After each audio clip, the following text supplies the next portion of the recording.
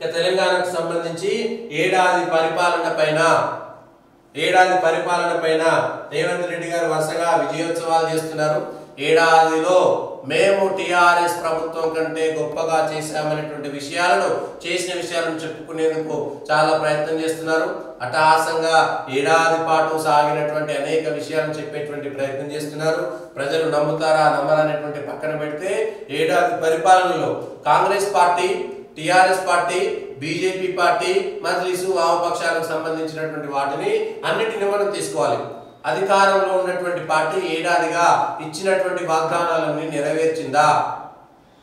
Congress party manifesto ప్రకారము 42 పేజీల మేనిఫెస్టోలో ముఖ్యమైనటువంటి 6 గ్యారంటీల విషయంలో 6 గ్యారంటీలను ఎన్ని రోజులలో మీరు అమలు చేస్తామనేటువంటి మాట చెప్పారు. అధికారంలోకి వచ్చిన తర్వాత 100 రోజుల్లో మీరు పూర్తి చేస్తారన్నటువంటి వాగ్దానాలు ఏంటి?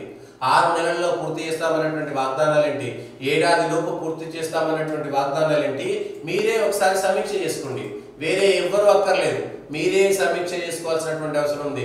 మీరే ఏ పేజీలో ఏముందనేటువంటి విషయాన్ని ఒక్కసారి గమనించుకోండి. 6 గ్యారంటీలలో మొదలు పెడితే అమలు చేశామన్నటువంటి గ్యారంటీలలో జరిగినటువంటి మోసాలు కూడా ఒకసారి తెలుసుకోవాల్సినటువంటి అవసరం ఉంది. ప్రజల్లో పూర్తి స్థాయిగా రేవంత్ రెడ్డి సర్కారు పైన విపరీతమైనటువంటి వ్యతిరేకత రాకపోవచ్చు, కానీ అనుకున్న విధంగా కాంగ్రెస్ పార్టీ వెళ్ళట్లేదు అనేటువంటి అసంతృప్తి మాత్రం మొదలైంది. సంతృప్తి చెందడం లేదు ప్రజలకు ఇచ్చినటువంటి వాగ్దానాల విషయంలో. ఎందుకంటే మెజారిటీ గ్రామాల్లో ఉండేటువంటి పెన్షన్ల విషయంలో కానీ, మహిళలకు ఇచ్చేటువంటి 2500 విషయంలో కానీ, రైతు బంధు విషయంలో కానీ గ్రామీణ ప్రాంతాల్లో ఉండేటువంటి ప్రజలు చాలా తీవ్రంగా వ్యతిరేకిస్తున్నారు, అసంతృప్తి వ్యక్తం చేస్తున్నారు. టిఆర్ఎస్ సర్కార్తో పోల్చుకోవడం ప్రారంభమైంది. కాబట్టి కాంగ్రెస్ సర్కారు వెంటనే తెలుసుకోవాలి. ఇచ్చామన్నటువంటి వాగ్దానాలు ఏం చేస్తారు? తిరిగి మళ్ళా 5 ఏళ్ల నాటికి ఏవో అప్పటికప్పుడు ప్రజలకు డబ్బులు ఇచ్చేటువంటి సంక్షేమ పథకాలను కొత్తగా సృష్టించి వాళ్ళ చేతిలోకి తీసుకెళ్తారేమోలే కానీ ప్రజల్లో మాత్రం వ్యతిరేకత మొదలైంది. అనుకున్న మేర టిఆర్ఎస్ దించిన తర్వాత, కాంగ్రెస్ గెలిపించిన తర్వాత మనం గద్దెనెక్కించినందుకు ఆ సంతృప్తి లేదు అనేటువంటి విషయంలో ప్రజల్లో ఉన్నదనేటువంటి విషయాన్ని కాంగ్రెస్ నాయకులు పసిగట్టాల్సినటువంటి అవసరం ఉంది. మీకు ఇంటెలిజెన్స్ వచ్చి ఉండొచ్చు, అందుకనే ప్రజల్లో చేసిన విషయాలు పదే చెప్పుకుంటే కొంతనైనా ఆ విషయాలు ప్రజల్లోకి వెళ్తాయని మీరు విజయోత్సవాలు చేసుకుంటే తప్పులేదు, విజయోత్సవాలు చేసుకుంటున్నారు. కానీ ప్రభుత్వ పరంగా, పార్టీ పరంగా, మంత్రుల పరంగా, గెలిచిన ఎమ్మెల్యేల పరంగా సమన్వయం ఉన్నదా లేదా? ఇచ్చినటువంటి 6 గ్యారంటీలలో ప్రజల్లో అమలవుతుంది అనుకున్నటువంటి గొప్పగా చెప్పుకుంటున్నటువంటి ఉచిత బస్సు విషయంలో కూడా మహిళలు ఎక్కుతున్నారు, కానీ దానితో సంతృప్తి మాత్రం చెందట్లేదు. మహిళలు వాడుకుంటున్నటువంటి ఉచిత బస్సులు వాడుకుంటున్నటువంటి మహిళలు కూడా ఏ ఉచిత బస్సు ఎవడేమన్నాడు అనేటువంటి మాట మాట్లాడుతున్నారు. వాడుకున్న తర్వాత, ఎక్కిన తర్వాత కూడా, అంటే అది వాళ్ళను సంతృప్తి పరిచేటువంటి పరిస్థితిలో లేదు. ఇంకా ఏదో కోరుకుంటున్నారు ప్రభుత్వం తరపున అనేటువంటి విషయాన్ని గుర్తు చేసుకోవాలి. రైతు రుణమాఫీ విషయంలో కూడా చాలా మటుకు నిన్న మా అపార్ట్మెంట్ లో ఒక వాచ్మెన్ చెప్తున్నాడు, సార్ నాకు 1,30,000 ఉన్నది కానీ నాకు రైతు రుణమాఫీ రాలేదు అనేటువంటి 4 ఎకరాల భూమి ఉన్నది. ఆయన ఇక్కడ వ్యవసాయ వాచ్మెన్ గా చేసుకుంటున్నాడు. వాచ్మెన్ గా చేసుకుంటూ మాకు రుణమాఫీ రాలేదు సార్, ఏం చేస్తాము, 1,30,000 2 లక్షలు కాదు అనేటువంటి, ఇట్లా 2 లక్షల లోపు ఉన్నటువంటి వాళ్ళది మెజారిటీ పోయిందని మీరు అంటున్నారు. ఆయన ఐటీ చెల్లించట్లేదు, ఒక వాచ్మెన్ గా చేస్తున్నాడు. ఆయన ఐటీకి సంబంధం లేనటువంటి వ్యక్తి, సాధారణ ఒక బడుగు బలహీన వర్గాలకు సంబంధించినటువంటి ఒక వ్యక్తి, ఒక పేద వ్యక్తి. భార్య ఇళ్లలో పని చేసుకుంటుంది, భర్త వాచ్మెన్ గా పని చేసుకుంటాడు, ఊర్లో వ్యవసాయం చేసుకుంటారు, పోతుంటారు, వస్తుంటారు, ఎవరికో చెప్పి చేయించుకుంటుంటారు. అట్లాంటిది దాంట్లో రుణమాఫీ కాలేదు అంటే ఒక ఉదాహరణ చెప్తున్నాను. కొన్ని తక్కువ ఇది మనకు అనుకోకుండా వచ్చినటువంటి సమాచారం, ప్రజల్లో కావాలని చెప్పించింది కాదు. అంటే ఆ గ్రామాలలో ఉండేటువంటి పరిస్థితి, రైతు రుణమాఫీ, రైతు బంధు, రైతులకు రావాల్సినటువంటి సన్నోట్లకు బోనస్ అనేటువంటి విషయంలో ఎంతమంది సంతృప్తి ఉన్నారో ఒకసారి అర్థం చేసుకోండి. అన్ని వాటిలకు బోనస్ ఇస్తామని చెప్పి ప్రభుత్వము హామీ ఇచ్చి వాళ్ళ సన్నోట్లకు మాత్రమే ఇస్తే, అందులో కొన్ని రకాలకు మాత్రమే ఇవ్వడం వల్ల ప్రజలు సంతృప్తిగా లేరు. వచ్చినటువంటి వాళ్ళు అప్పటికప్పుడు ఏదో మాకు 100 క్వింటాలు వచ్చినాయి, క్వింటాకు 500 రూపాయలు వచ్చినాయి, 50,000 రూపాయలు లాభం వచ్చింది అనేటువంటి మాట అనుకుంటుండొచ్చు. కానీ రాని వాళ్ళు చేసేటువంటి ప్రచారాన్ని ఎట్లా తిప్పికొడతారు? అట్లా మీరు ఇచ్చినటువంటి ఏడాది పాలనలో కాంగ్రెస్ పార్టీకి సంబంధించినటువంటి అంశం అది. కాంగ్రెస్ పార్టీ పార్టీ పరంగా ప్రజల దగ్గరికి వెళ్ళిరు, టీఆర్ఎస్ పైన వ్యతిరేకంగా మాట్లాడిరు, అన్ని చేసిరు, ఎమ్మెల్యేలు గెలిచిరు. ఎమ్మెల్యేలు ఏడాది పాటు ప్రజలకు అందుబాటులో ఉన్నారా? ఏడాదిలో ఆయా నియోజకవర్గాలకు చేస్తామన్నటువంటి పనులు చేయగలిగారా? ప్రజలకు అందుబాటులో ఉన్నారా? వెళ్ళినటువంటి ప్రజల బాధలు విన్నారా? అది సమాధానం వచ్చిందా లేదా అనేటువంటిది, అది పని అయిందా కాదా పక్కన పెడితే, ప్రజల దగ్గరికి వెళ్తే కనీసం నా ఎమ్మెల్యే ఓపికగా విన్నాడా లేదా అనేటువంటిదైనా ఉందా? గ్రామాల్లో తిరుగుతున్నారా లేదా? ఈ అంశం పైన చూడాలి. పార్టీకి ప్రభుత్వానికి పార్టీ కోసం కష్టపడ్డటువంటి వాళ్ళకి నామినేటెడ్ పోస్టులు వచ్చినాయా లేదా? ఇక్కడ కూడా మళ్ళీ టీఆర్ఎస్ లో పనిచేసినటువంటి వాళ్ళకి వచ్చినాయా? లేదంటే 2 వర్గాలుగా 3 వర్గాలుగా ఒక వర్గం వాళ్ళకి వచ్చింది, ఇంకో వర్గం వాళ్ళకు రాలేదనేటువంటి అంశం పైన ఏమైనా ఉందా?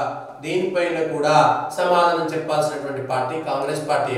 అయితే ఉద్యోగాలకు సంబంధించినటువంటి అంశంలో టీఆర్ఎస్ ఇచ్చినటువంటి నోటిఫికేషన్లో ఉద్యోగాలు వచ్చినాయి. కొత్త నోటిఫికేషన్లు ఇచ్చిన దాంట్లో 1000-2000 ఉద్యోగాలు కూడా కాంగ్రెస్ లేవనేటువంటిది ప్రధానమైనటువంటి ఆరోపణ. ఆ ఉద్యోగాల కల్పన, ఉపాధి కల్పన విషయంలో, సింగరేణి విషయంలో కూడా మీరు ఏవైతే అమలయ్యాయని చెప్పుకుంటున్నారో అమలయ్యేటువంటి విషయంలో ప్రజలు సంతృప్తిగా లేరు అనేటువంటి విషయాన్ని గమనించాలి. దీంట్లో మనం పెట్టినటువంటి పోల్లో కానీ చేసినటువంటి సర్వేల్లో కానీ ఎక్కడ 30% మంది ప్రజలు కూడా, పోనీ 40% మంది ప్రజలు కూడా కాంగ్రెస్ పార్టీని మెచ్చుకునేటువంటి పరిస్థితుల్లో లేరు. 60% మంది ప్రజలు వ్యతిరేకిస్తున్నారు. కానీ ఎన్నికలకు వచ్చేసరికి 3 పార్టీలు వస్తాయి కాబట్టి ఈ కాంగ్రెస్ పార్టీ ద్వారా సంతృప్తి పొందిన 40% ప్రజలు కాంగ్రెస్ కి, మిగిలినటువంటి 60%లో చీలిపోతే 31కి వచ్చినా కూడా 60% మంది కాంగ్రెస్ కు వ్యతిరేకంగా ఓటేస్తే అప్పుడు ప్రమాదం. కానీ ఆ చీలిపోతాయి కాబట్టి మళ్ళీ కాంగ్రెస్ కి 40% వస్తే సరిపోతుంది, ఒక 10% మంది ప్రజలు సంతృప్తి పరిస్తే 50% మంది ప్రజలు ఓట్లేస్తే సరిపోతుంది కదా అనేటువంటిది కూడా ఎన్నికల్లో ఎత్తుగడ కావచ్చు. అట్లా కూడా ఆలోచన చేయవచ్చు. కానీ ఏం జరుగుతుందో చూడాలి. తర్వాత ఏడాది పాలనకు సంబంధించి భారతీయ జనతా పార్టీ కూడా నిన్న సభ పెట్టింది. ఏకంగా జాతీయ అధ్యక్షుడు జేపీ నడ్డా వచ్చి ఇక్కడ ప్రజల దగ్గరికి వచ్చాడు. భారతీయ జనతా పార్టీ ఏడాది కాలంగా ప్రతిపక్షంగా సఫలమైందా?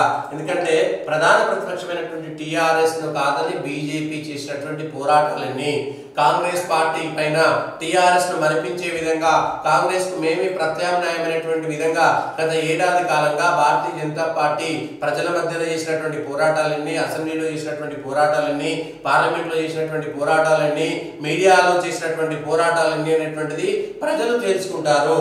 భారతీయ జనతా పార్టీ 2023లో అధికారంలోకి వచ్చే దిశగా వెళ్తుందన్నటువంటి పోరాటం చేసినటువంటి సందర్భంలోనే ప్రజలు ఆదరించలేదు కాబట్టి, అంటే అంతకు రెండింతల మేర కాంగ్రెస్ ను బీట్ చేసి మొదట టీఆర్ఎస్ ను బీట్ చేయాలి, తర్వాత కాంగ్రెస్ ను బీట్ చేయాలి, ఆ తర్వాత ప్రజల్లోకి వెళ్ళాలి. కాబట్టి ఆ స్థాయిలో భారతీయ జనతా పార్టీ ఉందా? ఏదో కాంగ్రెస్ పైన 4 సార్లు హైదరాబాద్ దగ్గరనో, ఇంకొక చోటనో, 2 సార్లు అక్కడనో ఇక్కడనో, 2 సార్లు రైతుల దగ్గరికి వెళ్ళేటువంటి ప్రయత్నం చేశారు. కానీ ఆ అనుకున్నంత మేర కాంగ్రెస్ పార్టీకి వ్యతిరేకంగా, లేదంటే టీఆర్ఎస్ ను ధీటుగా ఎదుర్కొనే విధంగా భారతీయ జనతా పార్టీ పోరాటం చేసిందని ఎక్కడా చెప్పేటువంటి పరిస్థితిలో లేదు. ఇక టీఆర్ఎస్ పార్టీ కూడా ఏడాది అయినటువంటి సందర్భంగా టీఆర్ఎస్ పార్టీ కూడా ఛార్జ్ షీట్లు ఇస్తుంది. ఆ తర్వాత లగచర్ల ఘటనలో ఇంకొక 2 సంఘటనలు తీసుకొని అప్పటి వరకు కాంగ్రెస్ పైన చేసేటువంటి పోరాటం కంటే ఎక్కువ చేసేటువంటి ప్రయత్నం చేసింది. ఇక ఏడాది అయిపోయింది, కాంగ్రెస్ హానీమూన్ అనేటువంటిది అయిపోయింది అనేటువంటి చెప్పి హరీష్ రావు వైపు, కేటీఆర్ వైపు పోతే ఈ మధ్యన కవిత ఎంట్రీ అయ్యారు.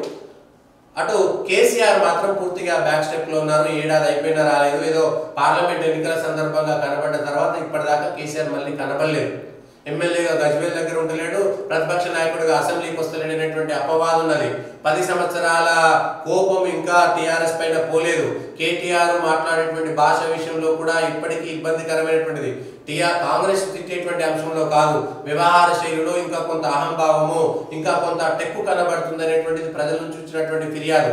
ఆ పార్టీలో అంతర్గతంగా కుటుంబం మధ్య ఉన్నటువంటి కొట్లాటల విషయంలో కూడా ఇంకా క్లారిటీ లేదు. కేసీఆర్ నాయకత్వం వహించడా, అదిగో వస్తాడు కేసీఆర్ అనేటువంటి బూచి చూపించడమే తప్ప ఒక స్పష్టత ఇవ్వలేకపోతున్నారు చేయలేకపోతున్నారనేటువంటి అంశం కూడా.